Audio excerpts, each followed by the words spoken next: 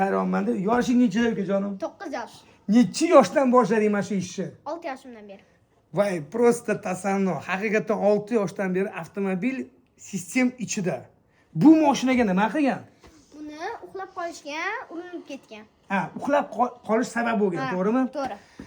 Buni kim bilan buni remont qilib berasiz endi? Adam bilan chiroyli qilib, cho'tka qilib chiqazib egasiga. Xudo xolasa. Xudo xolasa. Joningiz sog' bo'lsin. Znash adalari bilan shu yerda Bahromjon degan do'stimiz bilan shu yerda ishlayaptilar. Ana o'g'illari o'zlari 6 yoshdan beri haqiqatan tan berganim, haqiqatan mana shu ukamning oldiga o'zim keldim. Endi kelishim ham sababi ham bor-da. Mani kapotimni emas, esingda bormi, kapotingizni qilib beraman dedim. Menga 4 ta eshigimni regulovka qilib berasizmi? Regulovka qilib beraman, Adam bilan. Adingiz bilan, ha?